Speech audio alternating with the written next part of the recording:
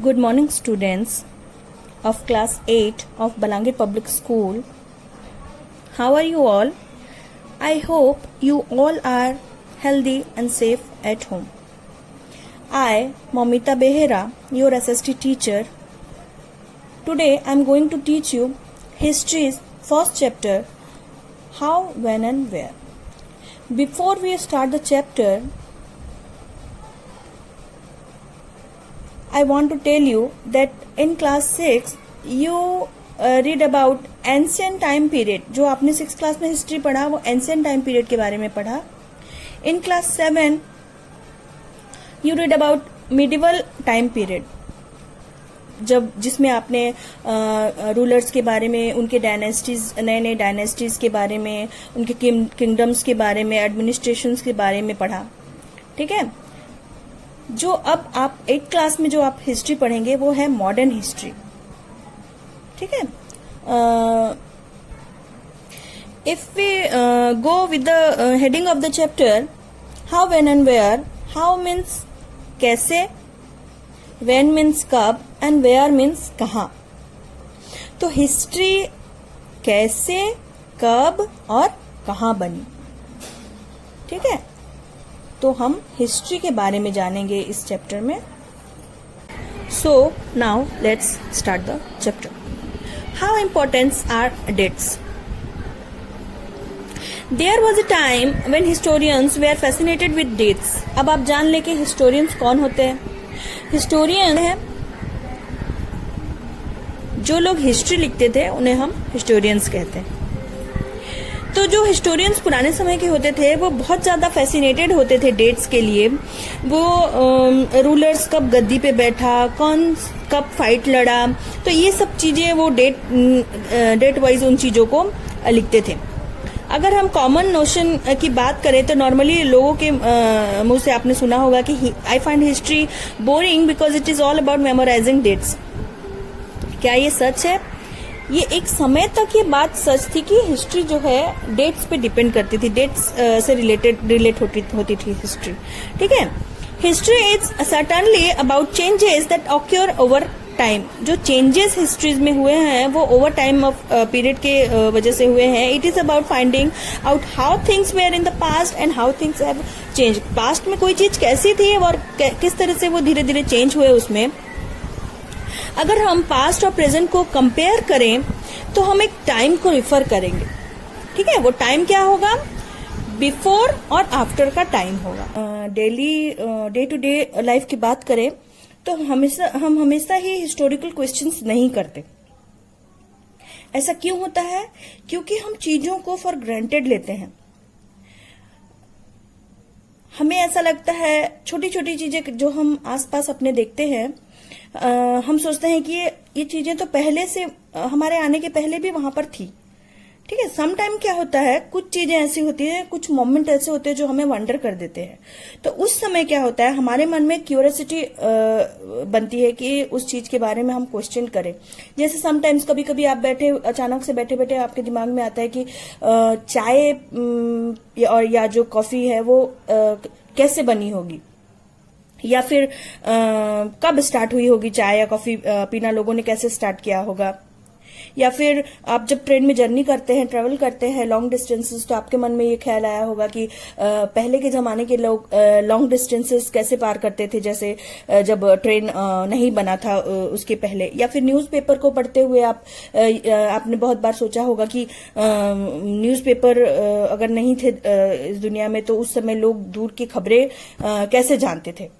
ठीक है. आपके बुक में फर्स्ट चैप्टर के फर्स्ट पेज पे एक पिक्चर दी हुई है. ठीक है. नीचे नाम लिखा हुआ है हिंदुस्तान बाय जे रेनल.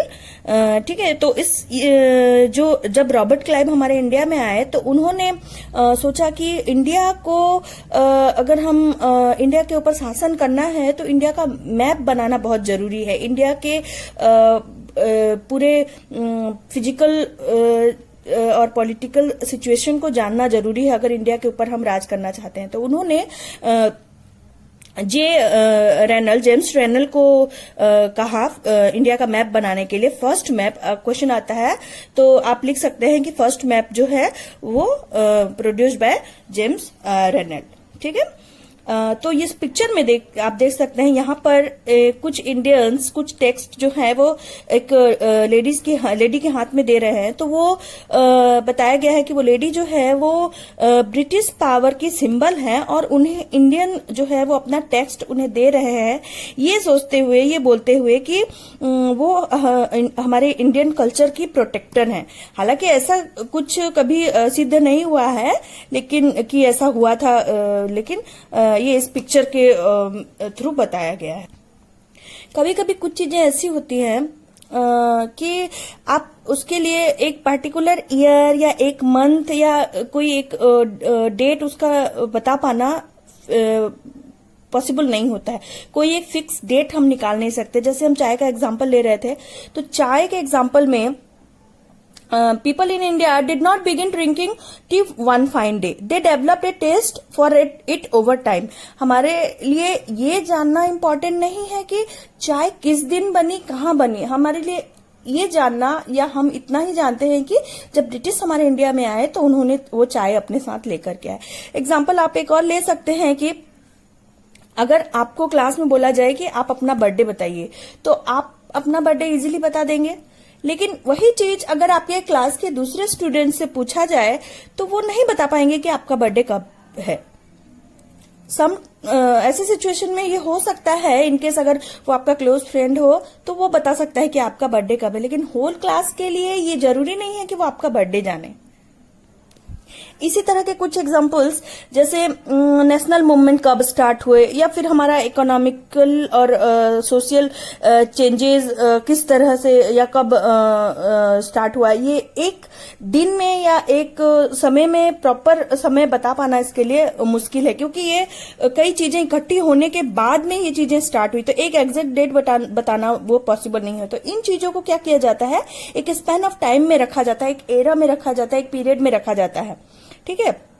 जब ये चेंजेस हमारे सामने आई तो इन चीजों को एक स्पैन ऑफ टाइम में रखा जाता है। तो तब हम बता सकते हैं कि ये इस एरा में या इस एडी या बीसी जो टाइमलाइन है उसमें हम इसको बता सकते हैं। तो अब अगर हम ये कहें कि अगर हिस्ट्री के किसी फिक्स डेट को बता पाना इतना इम्पोर्टेंट नहीं है, तो फिर हिस्ट्री जो है वो डेट के साथ क्यों जुड़ी हुई है? इसका एक रीजन ये है कि एक समय था जब हिस्ट्री जो है बड़े बड़े बैटल्स और बड़े बड़े इवेंट्स के साथ में जुड़ा होता था।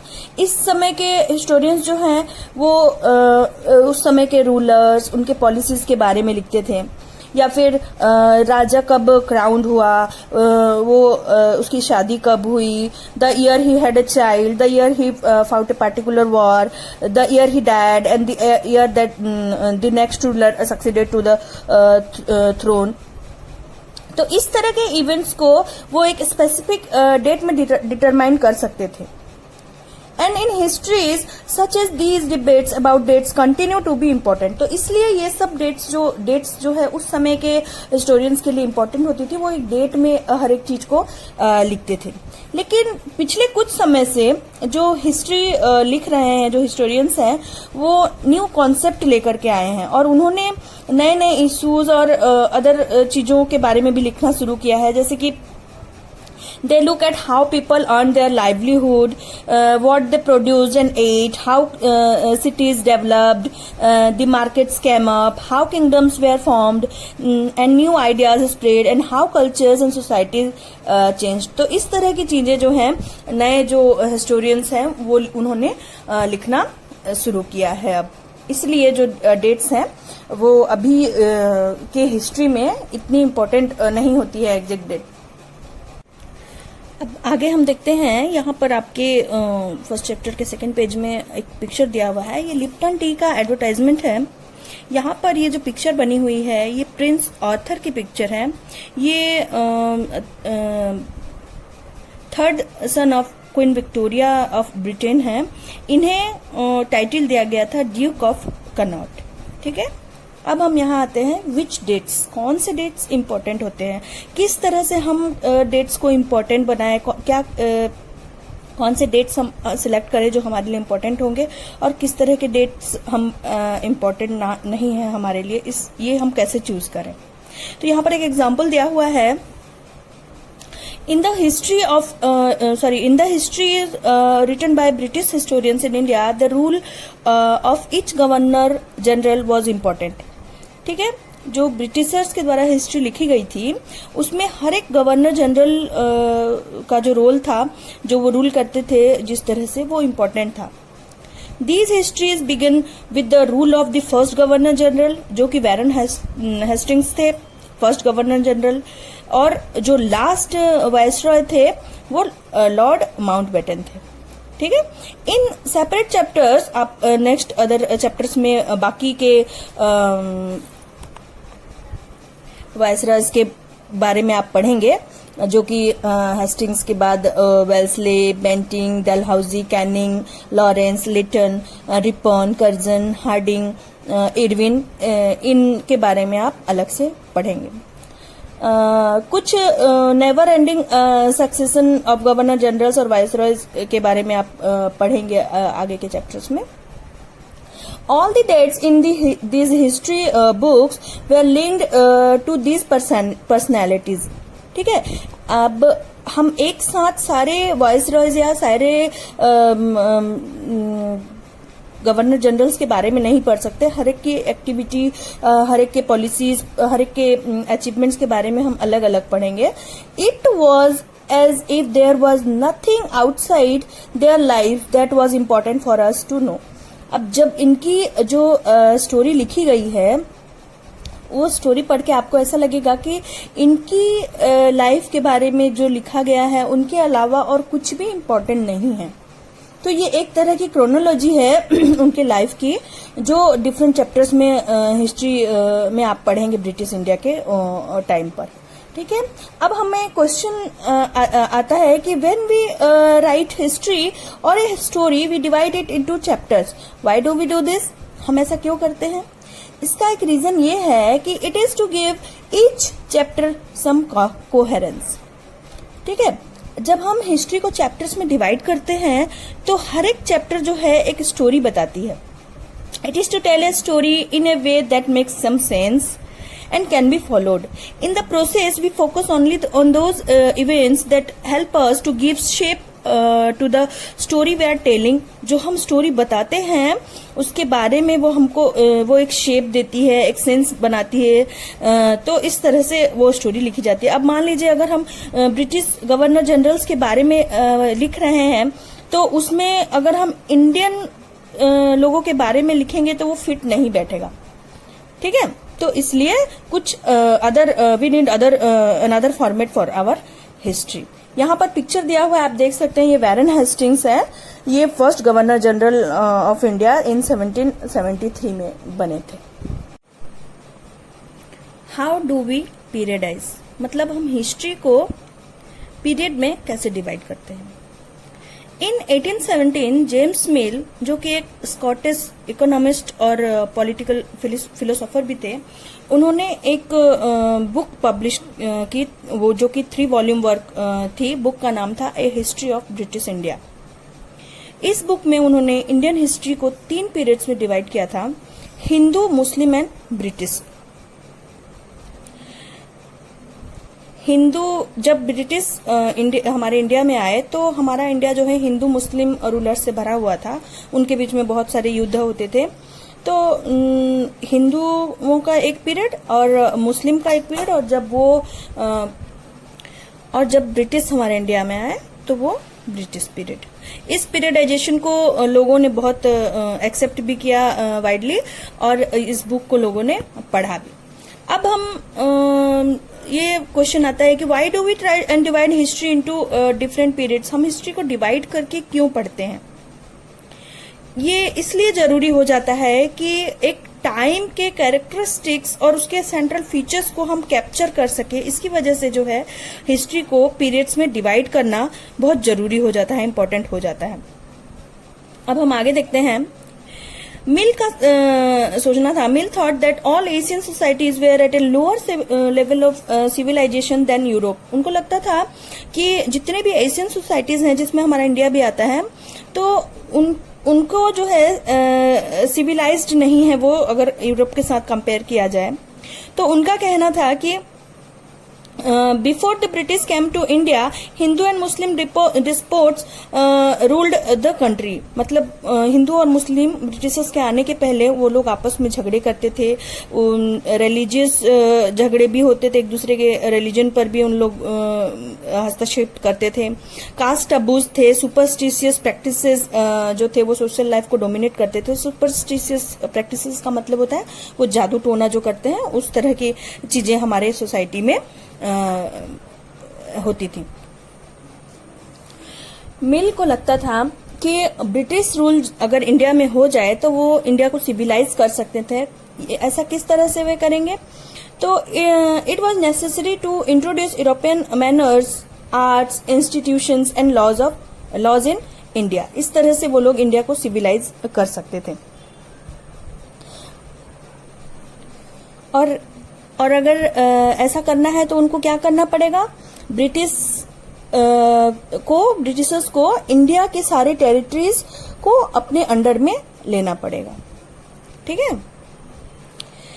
किसी भी तरह से अगर ये सोचा जाए कि अगर हम हिस्ट्री को मिल के थ्योरी के बेसिस पे अगर डिवाइड करें, हिंदू मुस्लिम इसमें डिवाइड करें, तो क्या ये ठीक है? कर सकते हैं हम? या फिर did not a variety of faiths exist in this period?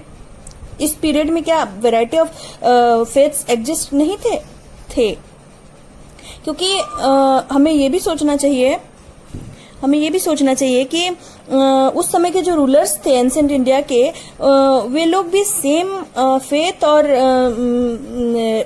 जो रिलीजन या उनकी सोच अलग अलग होती थी, सेम फेथ वो लोग नहीं रखते थे। ठीक है। अगर हम ये सोचें ब्रिटिश क्लासिफिकेशन से, अगर हम हट के सोचें कि हिस्टोरियंस जो हैं वो किस तरह से इंडियन हिस्ट्री को डिवाइड किए थे, तो उन्होंने ancient, medieval and modern period में हिस्ट्री को डिवाइड किया हुआ था। लेकिन इस डिवीजन में भी कुछ प्रॉब्लम्स थी। It is a periodisation that is borrowed from west, where the modern period, इसमें क्या हुआ था, ये वेस्ट से बोरो किया गया था।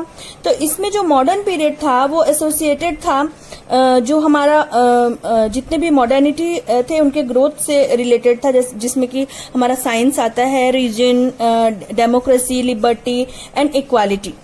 मिडिवल पीरियड जो था, it was a term used to describe a society where these features of modern society did not exist. Medieval period में मॉडर्न सोसाइटी बिल्कुल एग्जिस्ट ही नहीं हो सकता, इसमें मिडिवल पीरियड डिवाइड था। तो जिस समय ब्रिटिश हमारे इंडिया में आए, under British rule, people did not have equality. Britishers के आने के बाद हमारे इंडिया में इक्वालिटी, लोगों में इक्वालिटी, फ्रीडम और liberty, even economic growth, progress, कुछ भी हमारे यहाँ देखा नहीं गया। इसलिए कुछ हिस्टोरियंस जो हैं इस पीरियड को कॉलोनियल पीरियड भी बोलते हैं, जब ब्रिटिश हमारे इंडिया में रूल किए। Okay students, now I'm giving you some questions. You can write the answers in your note copy.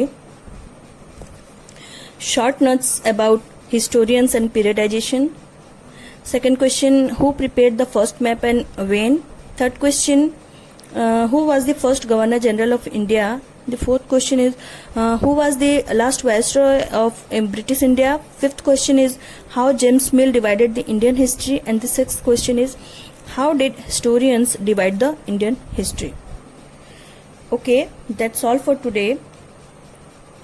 We will read the rest part of the chapter in our next class. So, have a nice day. Take care.